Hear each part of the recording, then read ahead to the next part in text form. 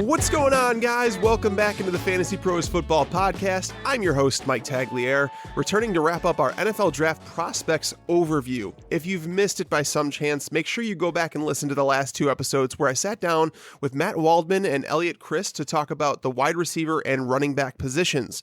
Some have told me they actually needed to go back and listen to those episodes twice because of how much information we threw at you, which is obviously good news. Obviously, we're going to shoot for that again today because that leaves us with quarterbacks and tight ends left to cover. And to help me cover those, we brought in a new guest for today's show. He's brand new on the podcast, so we're going to welcome him. He's an NFL draft writer and analyst for Dynasty League Football, and his name is Bradley Ylitalo. Bradley, welcome to the show. Hey, Mike. Great to be here up at the University of Minnesota. It's a beautiful day, and I'm excited to do this podcast, talk some quarterbacks and tight ends. Nice. So you're up in Minnesota. Did you have a chance to go? Did you go to any of the Super Bowl activities? I did. I unfortunately didn't make it to the Super Bowl, but yeah, the city was buzzing, and it was a fun time. I was told that Minnesota did a great job hosting the Super Bowl. Unfortunately, me here in Chicago, we're never going to get the Super Bowl because, the Bears decided to build a spaceship rather than a dome like they should have. So good times all around in Chicago. But we're now at the point in the offseason where draft guys are basically drooling all over their TV screens, waiting for some of these prospects at the NFL Combine, which is next weekend. Are there any players that you're particularly excited about to see how they perform at the Combine? Absolutely. We're talking about running backs and receivers. Ronald Jones, Kerryon Johnson are especially going to be important to me. Kerryon, I think, needs to run under a 4.6. Otherwise, I'm really worried about his stock. Jones, Barkley, those two guys, they're just going to put up unbelievable numbers. It's going to be fun to watch. But as far as quarterbacks go, I'm hearing talk Josh Allen's going to throw a 60-mile-per-hour ball. That's going to be, I can't wait to see that. But yeah, it's going to be interesting. And then seeing some of the times of like Hayden Hurst, Ian Thomas, the tight ends is going to be really fun to watch. Absolutely. There's so many different things, and we're going to actually, next Monday, we're going to be recording with my good friend Sigmund Bloom. We're going to be talking about a Combine primer and getting you guys ready for the Combine. But today, as I mentioned, we're going to dive into the final two positions that we have, and I do want to remind you guys about the giveaway that we're doing thanks to our sponsor, SportsIntegrity.com. They've been in the sports memorabilia business for 17 years now, providing certified, authentic signatures, and not just football either. I looked this morning, and they have an Emilio Estevez signed Mighty Ducks jersey with Bombay on the back and everything. That's the type of stuff that you could find over at sportsintegrity.com. Go over there, check them out, find whatever your heart desires. With that, we also have one of their signed helmets on hand, and it just happens to be Le'Veon Bell. That's right, we're giving away a full-size Le'Veon Bell helmet for free to one of our podcast subscribers. All you have to do is head over to fantasypros.com/contest to submit your entry. Again, that's fantasypros.com/contest. All right, Bradley, let's start with some quarterbacks. This year's class, I would say, is deeper than it's been over the last couple of years. And it's interesting because we also happen to have a free agent class of quarterbacks that's one of the better ones in a while as well. So we're going to attempt to give you guys an idea as to the type of players that these prospects are and the players that we might compare them to. Again, when we talk about comparisons, it more means about the type of player that they are, not projecting them with the same type of career, but it's more of a way to describe that player's traits. And as I've done in the first couple of draft episodes, I'm going to throw out my number one prospect at the position and let our analyst have at him. My number one quarterback is Oklahoma's Baker Mayfield. While he may not be as safe as UCLA's Josh Rosen, who we're going to talk about next, he's much safer than some want to admit.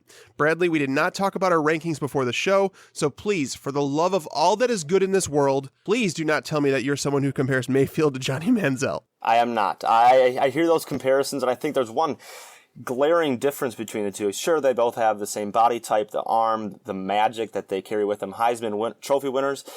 But Johnny Manziel made a lot of head-scratching decisions. Baker Mayfield is not that kind of player. He's efficient. He makes smart decisions. Yes, he's a risk taker, but it's calculated, good risks.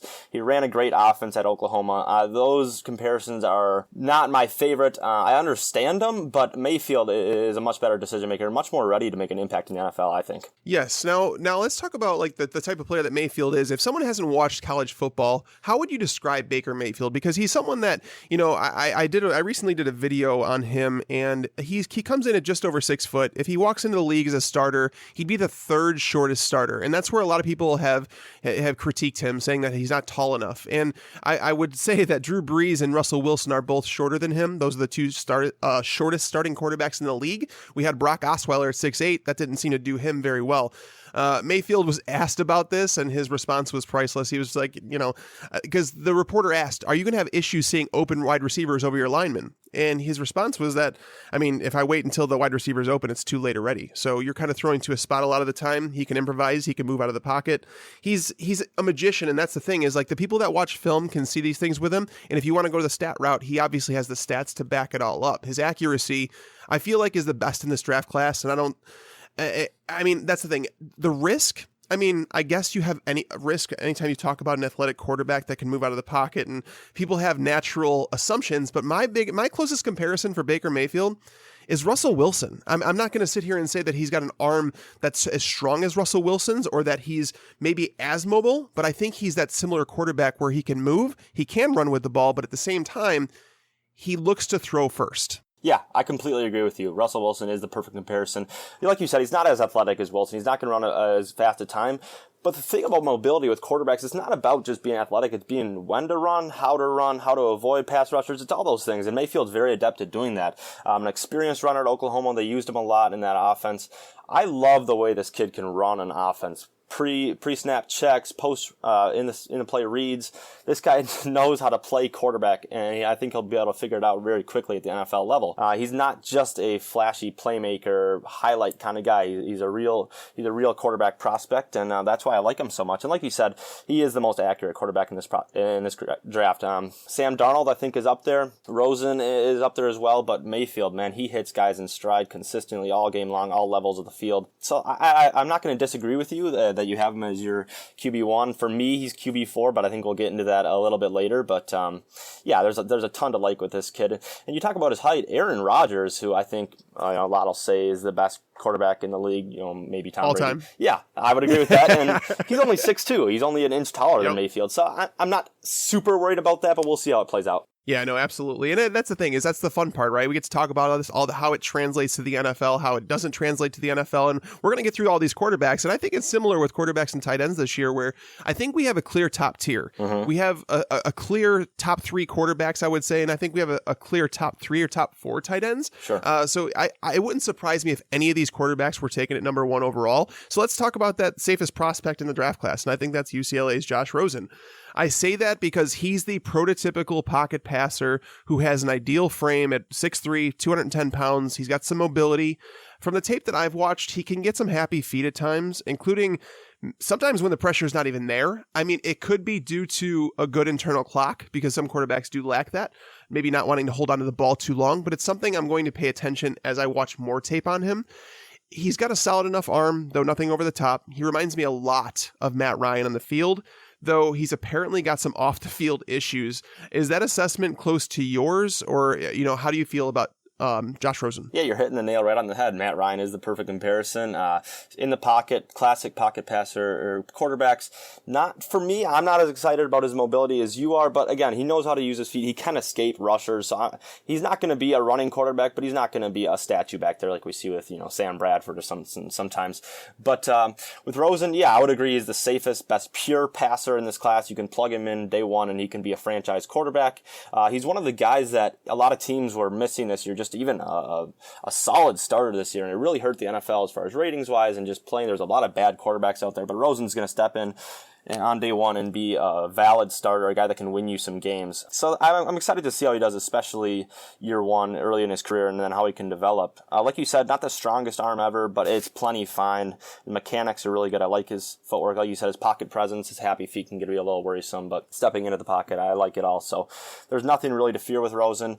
The off-the-field issues, I wouldn't really quantify him as off the field. He just says some, I don't know. interesting stuff, but I like him a lot as a prospect. Well, so the reason I wanted to bring up that off the field stuff, because it obviously could affect his draft stock. You know, he talked about the Browns. Some people have said that he doesn't want to play for the Browns. I don't think that those were the exact words. Like, I read the quote and everything, but what I'm talking about in regards to the off the field stuff, there's been multiple scouts. There have been coaches that have talked about the inability to work with him, like him knowing that he's the smartest guy in the room and he's not afraid to tell you that, where it's the opposite of Mayfield, where it's like you feel like Mayfield, like the guys rally around him. And it's, you know, that's not the number one trait for a quarterback. You don't need that. I'm not saying Tom Brady has guys rallying around him all the time where it's like Tom's like the best guy in the world. He's a very competitive guy. I get that.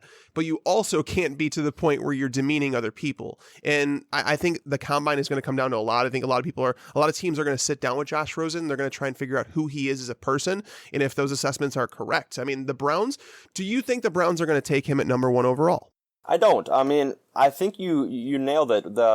He has that cocky 5-star attitude that he came in, the UCLA, the classic California boy, if you will, unlike Mayfield. So that'll be interesting. His interviews are going to be more important than anyone's maybe. The Browns are options. The Giants are options. There's plenty of options in the top 10. Will the Browns take him as one of their 2 top 5 picks? I have him going with Sam Darnold, but Rosen's definitely in play there. He's gonna they're gonna talk to him about those comments about he doesn't necessarily maybe want to play there. So it'll be interesting to see. Obviously, we won't know the results of those interviews, but we'll be able to tell based on what they do. Yeah, no, and as you mentioned, another player who's in the mix for the number 1 selection is USC's Sam Darnold. He's not likely. The reason I don't know if the Browns, I could see them taking him is because he feels like a prospect who is going to take a little bit more time to develop. He's got 2 years of college experience. He's shown solid anticipation in his throws. He has very good escapability in the pocket. He seems like he almost has a DGAF mentality where he just doesn't care. Like he will throw himself into reckless situations, which is something they're going to ask him not to do as much as when they get to the pros, because these guys hit harder, they're faster. And, you know, that's what everybody talks about when they get to the NFL. They're like, you know, what changed in the game for you? They say the speed of the game is just, it's so fast. And I think that Darnold might see that come a little bit more. I mean, it helps that he played at USC. He's playing good competition. But being that he's a little bit more raw than maybe Mayfield or Rosen, do you believe he's worth that high first-round selection? I do. I'm a believer in Darnold. I think a lot of it comes down to scheme fit. Cleveland, I think, will go down to a more vertical offense, which I guess I don't know if that fits Darnold well. I see him as a West Coast with him using his feet, short accuracy, quick mechanics. I like a lot of those parts of his games. But let's be honest, I mean, 13 interceptions his last year, had a handful of fumbles. The turnovers are a concern. And again, I don't know if he has the biggest arm in the world, but he can make all the throws, and I think, along with Mayfield, the most accurate quarterbacks in this class. So I think scheme is going to be important for him. I believe in him as a top 5 pick, but I can see the concerns of why people might be a little worried. Now, who's your comp for him? He's someone that I'm struggling to come up with a good comp for. You know, Case Keenum, even with the Vikings this year, I think would have been a good playstyle match. Alex Smith uses his feet and focuses on decision making. Mm-hmm. Alex Smith isn't a bad one. I mean, Alex Smith, obviously, Darnold's a little bit bigger in terms of like his stature, and like he may not be as, I don't know. Alex Smith, I think, is underrated in the mobility department. Yeah, he used to run a lot. He's slowed down recently, and I don't know if that's age or whatever, but he definitely had that ability to his game. I might go with Kirk Cousins, though. A guy that can be prone to a couple turnovers, but he runs offense well. He's accurate, stands in the pocket well. Again, but he's not the most mobile guy either. He's got some mobility, though. He does. You know what? I'll go with him. That's fair. And that's the thing is, that's why, like, when I came to Darnold, it was just like trying to find that comparison. I just didn't feel great about anything. And it's like, I pulled little parts from different people's games. So he's someone I feel like I think he can be an NFL quarterback. I think he's going to be a starter in this league for a while. I just don't know if I consider him on the elite level. I think Rosen's the very safe prospect. I think Mayfield comes with the most upside. But I think Darnold is going to be a competent NFL starter. Now, let's talk about a quarterback who's been on all sides of debates. From analysts saying that he should be a running back or a wide receiver, while others believe he can be a game-changing quarterback. I'm talking about Louisville's Lamar Jackson. The comp that strikes you immediately when watching Jackson is Michael Vick, because he's got elite speed, his crazy moves. He's got an amazingly fast delivery of the football. My issue with him is that he stands flat-footed in the pocket more often than you like. Like, you don't want to see your quarterback caught flat-footed. Like, he's got the athleticism to escape a lot of things. But again, that NFL, that next level is going to be a big jump. He is going to be a nightmare for opposing defenses when they run like an option offense. But the question is whether or not he can beat them with his arm. He's got, again, that delivery is fast. His accuracy, though, is consistently below average. Which side of the debate do you fall on Lamar Jackson? Lamar is a prospect that he's tough to nail down. Right now, I have him as an early second-round grade, so could he slip into that late first round? Absolutely, but I could see him fall into round 3. I mean, I don't know what the NFL is exactly going to think of him. Like you said, his accuracy concerns and concerns as a pure passer are there. They're valid. His footwork, I don't love how he doesn't move his feet a ton in the pocket. He has a wide base, maybe sometimes a skinny base. It's inconsistent, which a lot of times will lead to poor accuracy. But I think the arm strength and, like you said, the mechanics are fine. And then obviously the most mobile quarterback I've ever scouted. So, and the pocket presence is amazing as well. So he's tough, like I said, tough to nail down. But I believe it. I would say I believe in him. I think he's going to be going to get a good chance to be a starter in this league and prove what he can do. I think he's a quarterback that it's going to rely so heavily on what offense he goes to. If he goes to an offense that the coordinator is kind of set in his ways, that doesn't really want to adapt his offense to Lamar Jackson, he's going to fail. But if he has a coordinator who is willing to adjust the offense and work around Lamar Jackson's strengths, I think he could be an incredible weapon in an offense. I really do. Some people have tied him to the Jags. I don't think the Jaguars should go after Lamar Jackson. I think he's just too much of a risk for what they want to do. I think that the Jags, I really, really wanted them to land Alex Smith. I felt like he was the perfect quarterback for that team. But do you feel like Jackson offers just too much risk for a team that wants to win by running the ball and playing elite defense, whereas like Jackson might be more turnover prone than they would want? Yeah, that's what I was thinking. I was thinking maybe a Mason Rudolph, or maybe you trade up for a Josh Rosen for Jacksonville, because the thing is, you're not looking for a boom or bust guy with them. Their defense is that good. Their running game is that good. You're just looking for a guy that can move the offense consistently. Don't turn over the ball. So Jackson there, I'm not loving that. A lot of people have also linked into Minnesota, and I think it's kind of the same situation there. So, although John DeFilippo, the new offensive coordinator, would maybe be able to use him well, just like he did with Philadelphia as quarterbacks. But I don't think Jacksonville's a good fit. What's the good fit for him? Man, I don't know. I think you're looking for a team that actually needs playmakers on offense and guys that they don't. The Cardinals? Yes. Yep. They just need something, a spark, something to get them going. So those are the good fits there. Yeah, the Cardinals don't have a very good offensive line. Obviously, Lamar Jackson can help compensate for some of that. They really don't have, Larry Fitzgerald is returning, yes, but they're losing John Brown in free agency. Chad Williams, I don't think is ready to contribute yet. There's so many questions about that team. They could use someone. I don't know if Steve Wilkes is the guy to bring Lamar Jackson to life. I have no idea, but having David Johnson there can't hurt. So let's talk about another prospect who is kind of going all over the place.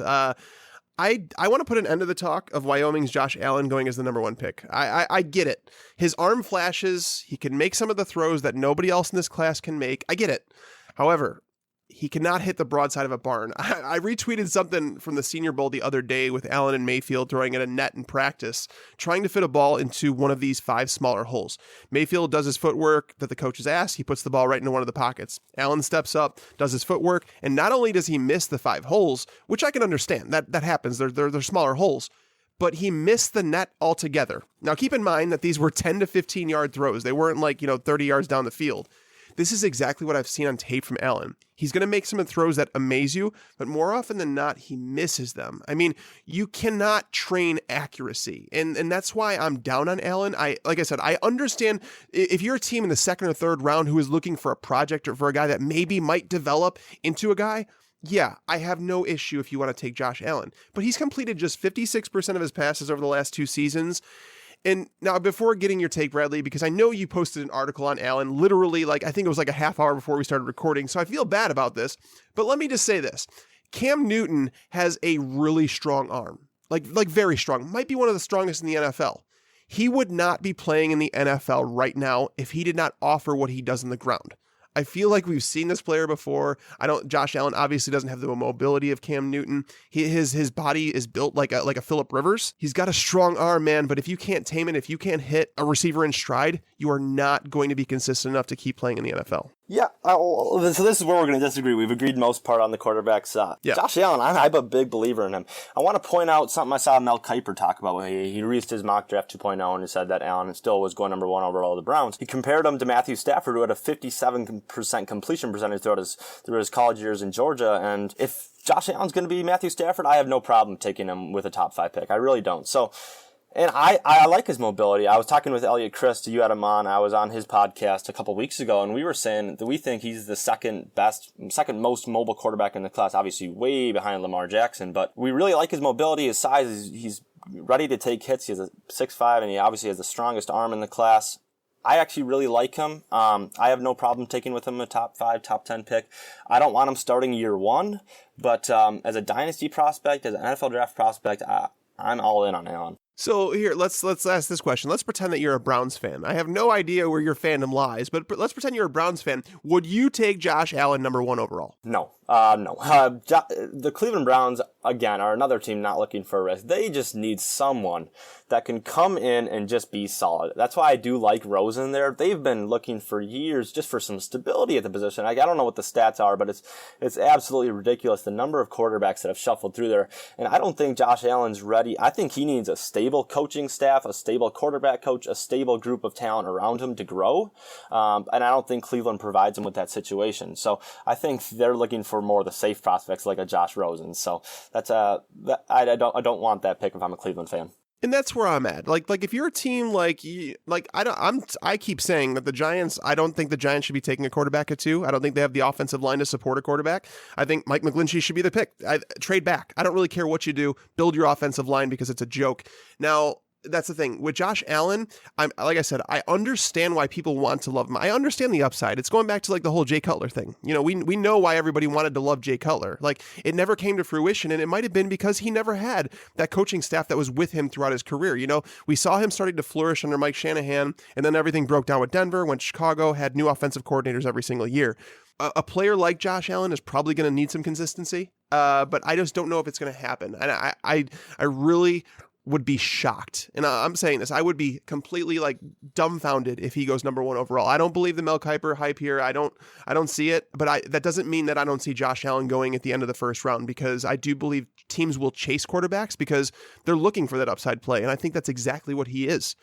Another quarterback, and the last one I want to hit on before we go to tight ends, is Oklahoma State's Mason Rudolph. He's another quarterback where I feel like he's more of a developmental project. He's got a big body. He's confident in his throws. He reminds me a little bit of Carson Palmer in a way. I do think he has some escapability. He's not strictly a pocket passer, but he's not going to rush for a ton of yards. Accuracy can be a little hit or miss.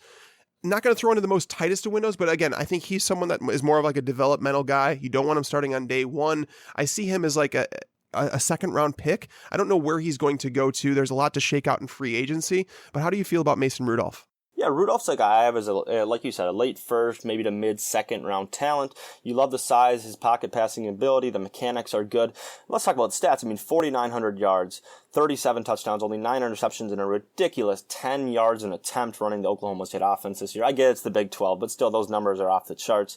65% completion percentage. There's not a whole lot of negatives to point out with Rudolph, but like you said, there's not that elite ability that he's going to come in and just dominate right away or even earn a starting spot right away. So I really like him as a prospect, but there's not just a ton to write home about. But he's a guy, he's pretty firmly my quarterback 6, and I think there's a definitive drop-off after him. So he's a guy to target in the late first round. Absolutely. I think there's a huge drop-off after that. I know some are getting into Luke Falk, but we're not going to talk about him today. But Rudolph, the reason I think that there's a little doubt here is that he did have James Washington and Marcel Aitman to throw to in the offense, and if he had one of them one-on-one, he was going to throw it up to them. Washington adjusted to the ball really well while it was in the air. Aitman obviously is huge, so those things are little warning signs. However, as you mentioned, his stats, I don't take too much from stats in college, but I do like to see what he did. He did improve his completion percentage every single year while at school. He did throw more touchdowns each season, so he did start to show improvement. So he's someone I do like as a developmental project, and like I said, I think he's a second rounder. I'd be a little shocked if someone took him in the first round. But let's move on to tight ends. Bradley, there seems to be a clear tier at the top of this draft class with 4 tight ends in the running to be considered to be the top one off the board. Let's start with the one that's atop the most boards, and that's South Dakota State's Dallas Goedert. He's a former basketball player, 6'4", 250 pounds, and is primarily a pass-catching tight end. The concern with him is that he didn't play against the best of competition. What are your thoughts on Goedert, and do you have an ideal landing spot for him? I love Goddard. I mean, I think, like you said, there's a great tier there that you could really put any one of those guys at the number one, and you're not going to get a ton of arguing from anyone. But I like Goddard. The size, the athleticism, the burst off the line, the blocking potential, I really like him. I think with tight ends, a lot of times it takes a couple years to adjust, and even with him, he's going from Division I AA straight to the NFL. It's not going to be an easy adjustment for him, but I like the long-term potential with Goddard, and obviously, like you said, playing against weaker competition, but just completely dominated. Ridiculous stats, over 1,000 yards in his junior and senior year with South Dakota State. So there's a lot to like with Goddard. Yeah, it's definitely nice to see the basketball background. We've seen that obviously with other tight ends in the past where it's really translated well. Now, that's the thing. Do you have an ideal landing spot for him, though, considering I don't think he's a good blocker as of right now? I mean, I don't think he's bad. I don't think he's bad, but I don't think anybody's going to walk in and ask him to be a 3-down tight end. I think that they would want to ask him to be more of like that slot presence as of like, right when he starts. So is there an ideal landing spot where you could see him going? Maybe someone like the Saints. Yeah, Saints, I like Mark Andrews of the Saints. I think he can be a very immediate route runner and get open for them. But how about like the Vikings for them? They use 2 tight end sets a lot of the times, and then they split them out. They use David Morgan a lot, which is fine, but they could use a playmaker at the position, especially because Kyle Rudolph is reaching an age where you might want to start thinking about grooming his replacement. So Goedert to Minnesota late in the first round, or even if they trade up from early in the second in that range, I think it makes a lot of sense for them. There's a lot of young talent at the tight end position in this league, but Goedert's he's gonna find his way onto a team in the top 50, I think. I like the Vikings call, and the reason I do is because I feel like the Vikings are a team that could take a chance on a tight end, early in the draft because they don't have too many holes in that team. So I definitely get that. They do run a lot of 2 tight end sets. Kyle Rudolph is also not known as like the healthiest individual throughout the course of his career. He's missed a lot of time. So that's not a bad one. I would love to see them land Kirk Cousins in free agency. I take that back. That's what I'm predicting. I don't want it to happen because I'm obviously from Chicago. I'm a Bears fan, so I don't want to see Kirk Cousins go to Minnesota, but it's the most logical landing spot. They have the cap room and all that stuff, so that's an interesting landing spot. And I love that you said Oklahoma's Mark Andrews, the second tight end I want to talk about. In my first mock draft I released, it was about a week and a half ago now, I did mock Mark Andrews, actually the Saints grabbing him at the end of the first round. I just recently learned about him. He has type 1 diabetes. It's a condition that's obviously manageable, but something that requires constant attention. He apparently has passed out a few times from his blood sugar being low. So that's something to pay attention to. He's another big tight end, 6'5", primarily a pass catching one.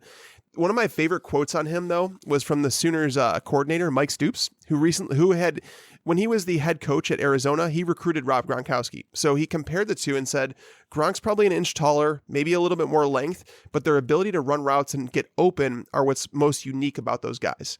And that shows up on tape too, because Andrews doesn't have elite speed, but he gets more separation than you'd think. So what's your take on Andrews, and do you feel like he may be the first tight end off the board?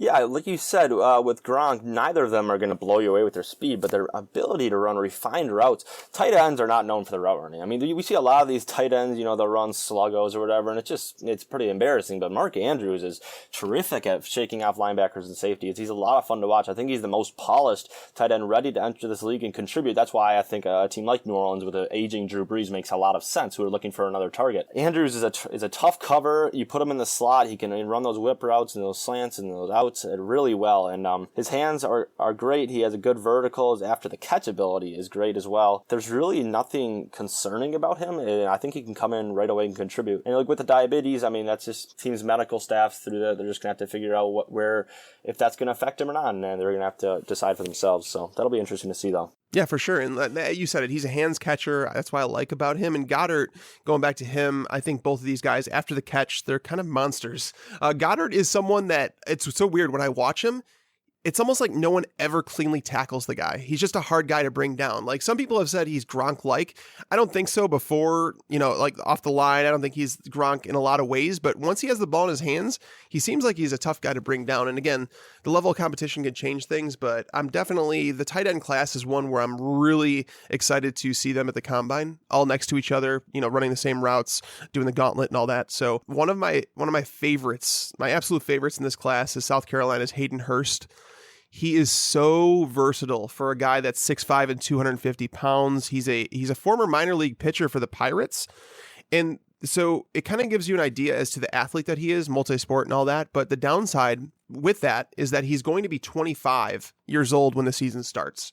That's the downside. The guy plays like Like there is no next play. He's going all out all the time. They line him up all over the field. How do you feel about Hayden Hurst, and is he someone that you would want your team to take? To me, he's the Evan Ingram in this draft. He's not the athlete that Evan Ingram is. He's not going to run a 4.42 at the combine. But man, this guy is athletic. You get the ball in his hands. They're running a lot of sweeps to him at South Carolina, screens, anything to get the ball in his hands. Just like a really quick and fast wide receiver. It was amazing. He was fine as a blocker. I'm not tremendously excited about that, but I think you split him out in the slot, even out wide, and he's just going to be a matchup nightmare. The 25-year-old thing, that's concerning. I mean, tight ends a lot of times take a couple years to adjust, and if you're 25, take a couple years to adjust. You could be 27, 28 before you finally start coming into your own player, and that's not ideal. But obviously a terrific athlete. I like his hands. His route running is great as well. I think he's going to be an immediate contributor as a receiver, but again, the blocking is a little concerning for me. Yeah, and he's someone that I expect to be very fast in the 40. One of the notes,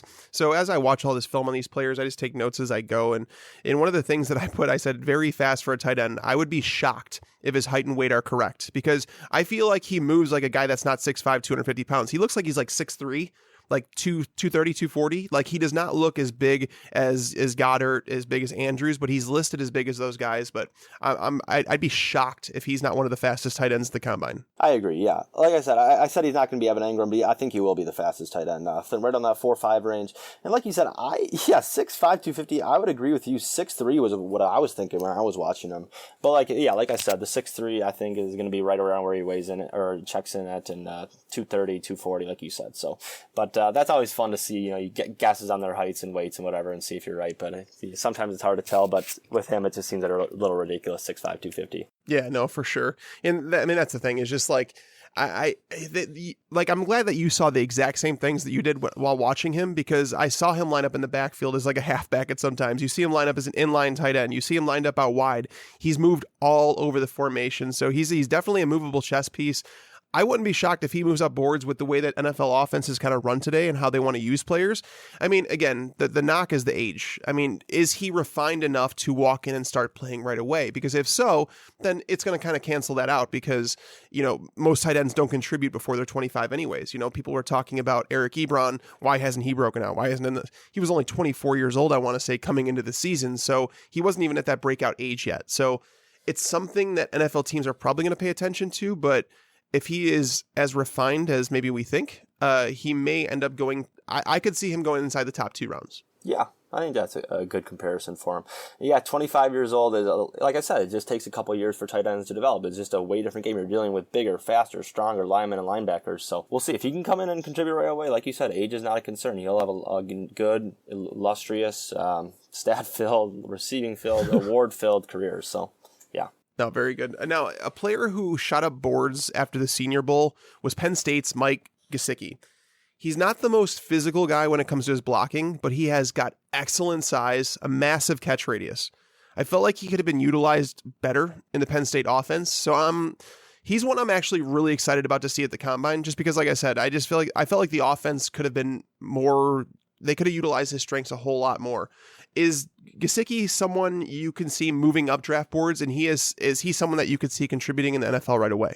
Yeah, I have him as a late second-round prospect right now, kind of similar with some of these other tight ends. You mentioned the blocking. He's not a very effective blocker right now, but with the size and strength, and I actually liked his technique. I think his potential as a blocker is very good. So on the line, and he's certainly athletic enough to be off the line. I think he's going to run a good time. I think his broad jump's going to be tremendous. His vertical is going to be really good. I mean, the highlights he flashed, getting throws from Trace McSorley, going up and grabbing them wherever they were awesome. He was one of the funnest players to watch in this entire class. His hands are good. His vertical ability, like I said, is fantastic. Off the line, he's quick.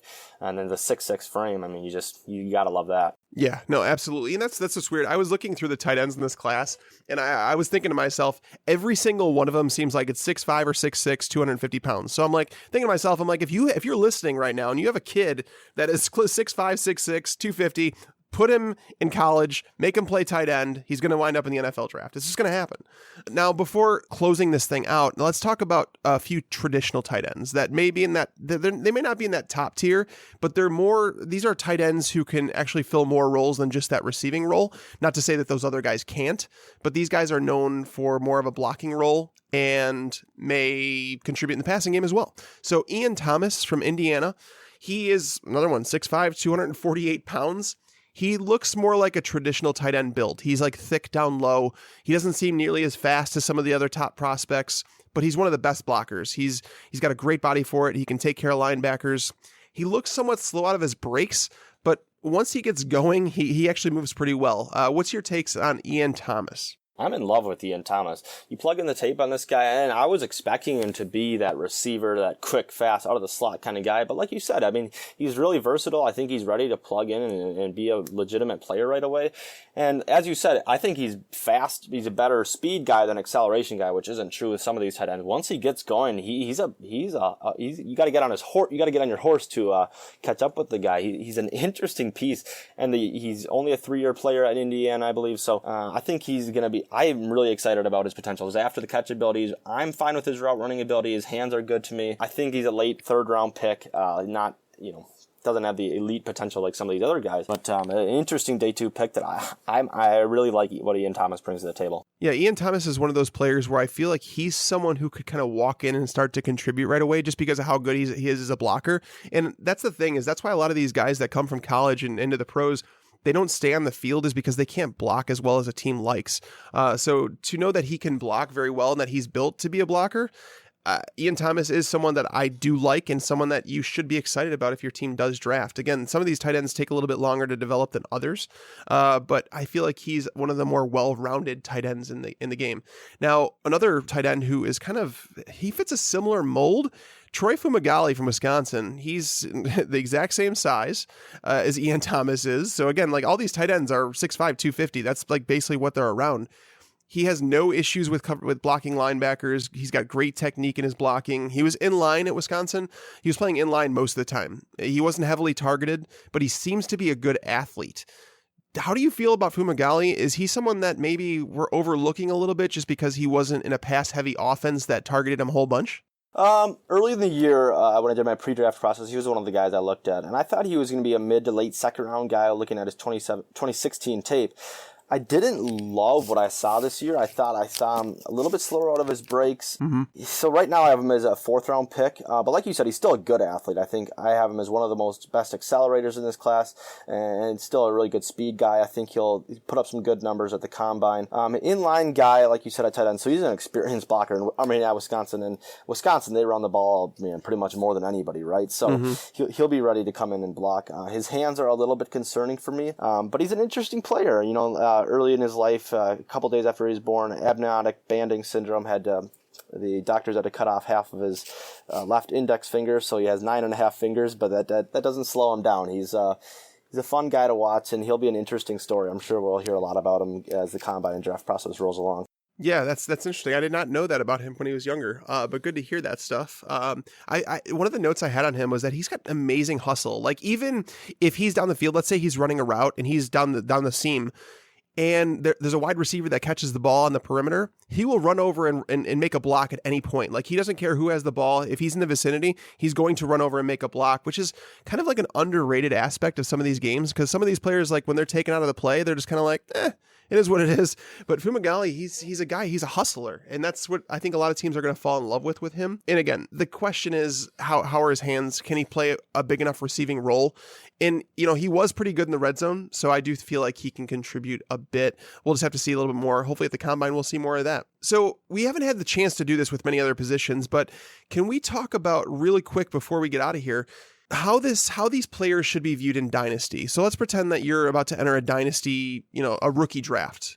Are any of these quarterbacks, are any of these tight ends guys that you would consider at the end of the 1st round, maybe beginning of the 2nd round? End of the 1st, beginning of the 2nd. Okay. I was just actually talking with a guy today about my Josh Allen article, and he was wondering where I would place Allen as far as Superflex goes, 2 QB leagues. Yeah. And I had him right around that late 1st, early 2nd. I don't know if you would agree with that or not, but Rosen and Darnold obviously could go earlier. He's my quarterback 3 in Dynasty rankings, which a lot of people would have Lamar Jackson as number 3, I would think. But late 1st, early 2nd round guys, quarterbacks, tight ends. As far as tight ends go, I don't like to draft them as far as the late 1st. I think last year was an exception. We had O.J. Howard, Evan Ingram, David Njoku. I think we're all in the mix there.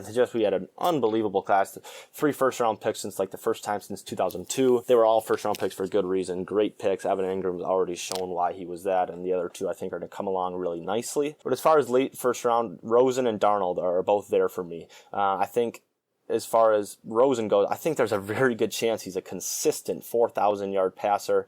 Darnold's going to give you a little bit more with his feet, but again, I really like what those 2 guys give you as far as immediate production and long-term potential. I think those 2 are the best dynasty prospects when you look at it in that way. They're going to put up good production for you. And so I think as a late first, early second, especially if you're a contender that is looking for help at the quarterback position, those 2 are great targets. With Allen, I wouldn't take him there if you're looking for immediate help. Like you said, he's going to take a while to develop. But once he does, I think you're looking at a potentially elite guy, in which in Dynasty, that's what you're looking for. You're not looking for your Phillip Rivers or Andy Dalton that's going to give you consistent but mediocre production. You're looking for Aaron Rodgers or Russell Wilson that's going to give you that edge there consistently year after year. So that's why I am in love with Allen as far as the Dynasty prospect. I think he gives you that opportunity to take a chance on that. But what do you think about his prospects there and taking a risk on guys versus taking the safe guys? Well, that's the thing is I think you hit the nail on the head in regards to tight ends. And even last year, I don't even know if I would have taken a tight end as early as maybe some people were willing to, because I saw O.J. Howard moving up to number 7 in Dynasty rankings, in a rookie draft, and I wasn't willing to do that. And you hit it because tight ends take years to develop. So therefore, why are you paying a premium price for that player now when you can literally wait 2 years and go and trade for that player and you're going to get him cheaper than you did on draft day? He wasn't occupying a roster spot that entire time. You kind of got rid of his worst years. There's so many things to like here. And I just feel like, I don't think that Dallas Goedert walks in and automatically he's all of a sudden a top 10 tight end. Some dynasty owners get frustrated and they just expect those players to walk in and do those things. So after, even after this year, let's say David Njoku, right? I love him as a prospect. I feel like he's an awesome buy low in Dynasty right now. I feel like you can get him for a second round, maybe a high second round pick, mid second round pick. It just depends on how the league mates you play with, right? Because if you have someone that knows what they have, knows that Cleveland's about to get a quarterback, knows that Josh Gordon's got 1 more year on his deal, there's a lot of things to like about him. You can get him cheaper than you would have last year. I'm just saying that you had paid more last year to get him just because of the hype. People want to spend money on rookies. I get why they want to do it, but a lot of times it just doesn't work out. I've done articles on this basically on what is a draft pick actually worth. I've gone through the last 10 years of data and kind of tracked what you get out of each position. I'm going to do another article like that this year, so you guys should get a good idea. But tight ends, again, I feel like middle of the second round is where you should start to consider tight ends. I don't feel like, in a 12-team league in the first round, there's no way I would take any of these guys. As for the quarterbacks, it gets really tricky because, you're talking about how much your league views, they value quarterbacks. Bobby Sylvester, obviously the co-host of this podcast, who will be returning relatively soon, we did an industry mock draft yesterday, and we were running through it. It was a 1 quarterback league, and I was curious to see where these quarterbacks, the elite quarterbacks, started to fall off the board. And we saw Rodgers, we saw Wentz, we saw Watson go in the top 4 rounds, and I was like, okay. I felt good about grabbing Russell Wilson in the 5th round at that point, because I was like, I can get a difference maker, my number 2 quarterback in Dynasty in the 5th round. Okay, that's fine. But at what point do you say quarterback is just one spot on your roster? Me personally, I'd probably have Mayfield the highest in terms of a fantasy production expected. I know he's my number 1 quarterback, but it's because of his rushing ability, because of what I think he could do as a passer. Rosen, again, would you pay that premium for Matt Ryan? I don't think so. And that's why he drops down a bit. I could see Darnold and I could see Lamar Jackson having significant value to start because Lamar Jackson's going to get a shot. Any team who takes a chance on him is going to put him into their offense. So he's someone that I wouldn't mind actually taking a lottery pick on in the 2nd round. And he's going to fall outside the 2nd round in a lot of drafts because a lot of guys are late QB. They're starting to fall in drafts. Are you with me on this? Do you think Jackson's going to get a shot right away? Do you think an offense is going to want to use him while his skills are at the highest level that they're ever going to be? Because we see it all the time with mobile quarterbacks.